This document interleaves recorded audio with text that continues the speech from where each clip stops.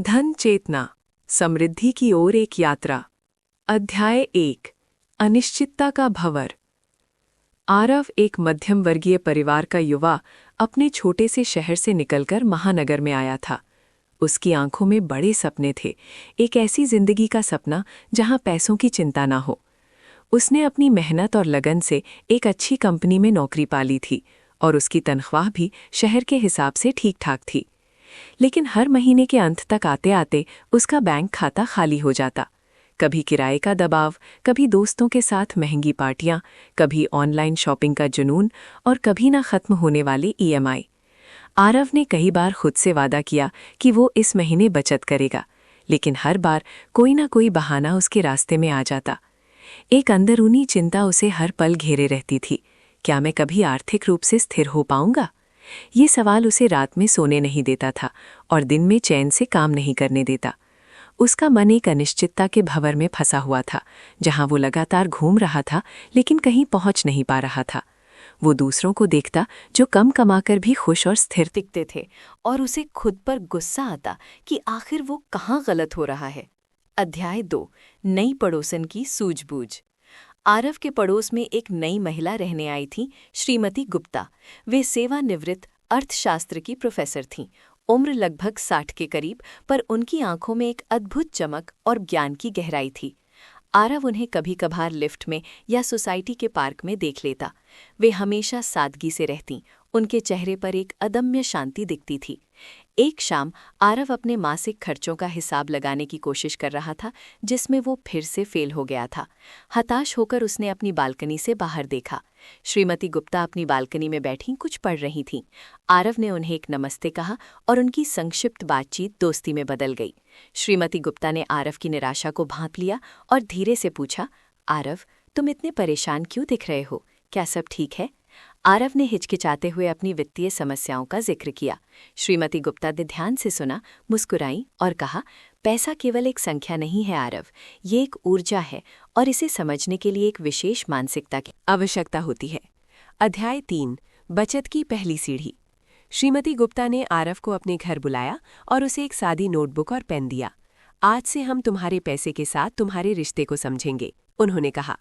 उन्होंने आरव को अपने सभी खर्चों को 3 श्रेणियों में विभाजित करने को कहा: आवश्यकताएं, इच्छाएं और बचत। आरव ने पहले दिन ही पाया कि उसकी अधिकांश आय इच्छाओं और अनावश्यक खर्चों में जा रही थी। श्रीमती गुप्ता ने उसे 1 महीने तक हर दिन अपने खर्चों को ईमानदारी से दर्ज करने को कहा। छोटी शुरुआत करो, उन्होंने समझाया। हर महीने अपनी आय का कम से कम 10% बचाने की कोशिश करो, भले ही वो कितना भी छोटा क्यों न लगे। ये सिर्फ पैसे बचाने के बारे में नहीं है, ये स्वयं पर नियंत्रण और अनुशासन की आदत बनाने के बारे में है। आरव ने पहली बार अपने खर्चों पर इतनी बारीकी से ध्यान दिया। उसे अजीब लगा, लेकिन श्रीमती गुप्ता की शांत दृढ़ता ने उसे जारी रखने के लिए प्रेरित किया। धीरे धीरे उसे एहसास हुआ कि उसने अनजाने में कितनी चीज़ों पर पैसे बर्बाद किए थे। अध्याय 4। निवेश का बीज। जैसे ही आरव ने बचत करना शुरू किया, श्रीमती गुप्ता ने उसे निवेश के बारे में सिखाना शुरू किया। बचत केवल निष्क्रिय धन है आरव, निवेश वो बीज है जो भविष्य में फल देता है, उन्होंने समझाया। उन्होंने आरव को सरल शब्दों में चक्रवृद्धि ब्याज, कंपाउंडिंग की शक्ति के बारे में बताया, कैसे छोटी छोटी रकम समय के साथ एक बड़ा कोष बन सकती है। उन्होंने उसे म्यूचुअल फंड्स, विशेष रूप से एसआईपी, सिस्टमैटिक इन्वेस्टमेंट प्लान के बारे में बताया, जो वेतनभोगी व्यक्तियों के लिए एक उत्कृष्ट विकल्प था। आरव शुरू में झिझका, निवेश उसे एक जटिल और जोखिम भरा खेल लगता था। डर अज्ञानता से आता है, श्रीमती गुप्ता ने कहा। सीखो, समझो और फिर छोटे कदमों से आगे बढ़ो। उन्होंने आरव को विभिन्न निवेश विकल्पों का शोध करने, वित्तीय समाचार पढ़ने और विशेषज्ञों की सलाह लेने के लिए प्रोत्साहित किया। आरव ने अपनी पहली एसआईपी शुरू की, एक छोटी सी रकम के साथ, और उसे एक नई प्रकार की संतुष्टि का अनुभव हुआ, ये जानना कि उसके पैसे उसके लिए काम कर रहे थे। अध्याय 5। इच्छाओं पर नियंत्रण। आरव के लिए सबसे बड़ी चुनौती उसकी इच्छाओं पर नियंत्रण पाना था। सोशल मीडिया पर दोस्तों की नई कारें, महंगी यात्राएं और ब्रांडेड कपड़े उसे लुभाते थे। श्रीमती गुप्ता ने उसे समझाया, खुशी बाहरी चीज़ों में नहीं, बल्कि भीतर की शांति और संतोष में है। दूसरों से तुलना करना एक अंतहीन दौड़ है, जिसमें कोई विजेता नहीं होता। उन्होंने उसे विलंबित संतुष्टि यानी कि डिलेड ग्रैटिफिकेशन का महत्व समझाया। आज की छोटी छोटी त्याग भविष्य में बड़ी उपलब्धियों का मार्ग प्रशस्त कर सकते हैं। आरव ने धीरे धीरे अपनी खर्च करने की आदतों को बदलना शुरू किया। उसने बिना सोचे समझे खरीदारी बंद कर दी, ऑनलाइन शॉपिंग से दूरी बनाई और दोस्तों के साथ बाहर जाने के बजाय कभी कभी घर पर ही समय बिताने लगा।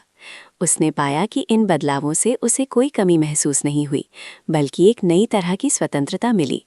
उसका मन अब पहले की तरह बाहरी चीज़ों की ओर भटकता नहीं था, बल्कि अपनी आंतरिक समृद्धि पर ध्यान केंद्रित करने लगा था। अध्याय 6, मानसिकता का परिवर्तन। समय के साथ आरव ने महसूस किया कि उसकी वित्तीय यात्रा केवल पैसे बचाने और निवेश करने तक सीमित नहीं थी, बल्कि ये उसकी अपनी मानसिकता में एक गहरा परिवर्तन था। पहले वो पैसे को एक बोझ, एक सीमित संसाधन और चिंता का स्रोत मानता था। अब वो इसे एक उपकरण, एक अवसर और एक मित्र के रूप में देखने लगा था।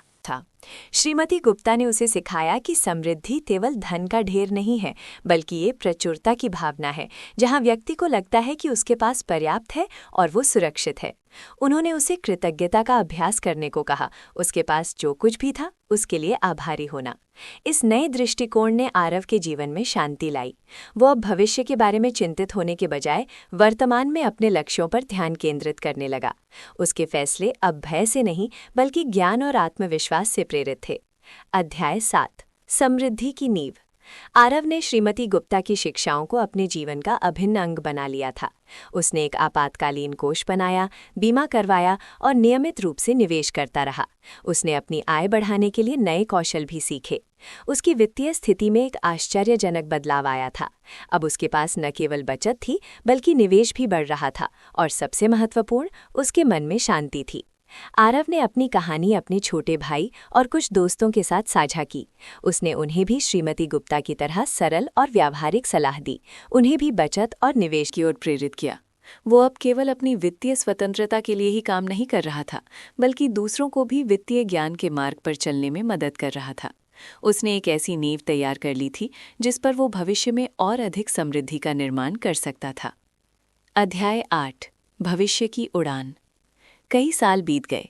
आरव अब एक सफल पेशेवर था जिसने अपने वित्तीय लक्ष्यों को प्राप्त कर लिया था। उसने अपना खुद का घर खरीद लिया था और उसके बच्चे अब वित्तीय शिक्षा की शुरुआती बातें सीख रहे थे, ठीक वैसे ही जैसे श्रीमती गुप्ता ने उसे सिखाई थी। वो अब भी श्रीमती गुप्ता से मिलने जाता था और वे हमेशा जीवन और धन के बारे में गहरी बातचीत करते थे। श्रीमती गुप्ता अब और भी वृद्ध हो गई थीं, लेकिन उनकी आंखों की चमक वैसी ही थी। आरव ने उन्हें बताया कि कैसे उनकी शिक्षाओं ने न केवल उसे आर्थिक रूप से स्वतंत्र बनाया, बल्कि उसे एक बेहतर इंसान भी बनाया। आरव ने समझा कि धन चेतना केवल वित्तीय योजना बनाने के बारे में नहीं है, बल्कि ये आत्मानुशासन, धैर्य, कृतज्ञता और जीवन के प्रति एक सकारात्मक दृष्टिकोण विकसित करने के बारे में है। ये यात्रा कभी खत्म नहीं होती, ये एक सतत प्रक्रिया है, सीखने की, बढ़ने की और दूसरों को भी प्रेरित करने की। समृद्धि केवल धन कमाने से नहीं आती, बल्कि उसे समझने, सम्मान करने और बुद्धिमानी से प्रबंधित करने से आती है। एक मजबूत धन चेतना ही वास्तविक और स्थायी वित्तीय स्वतंत्रता की नींव है।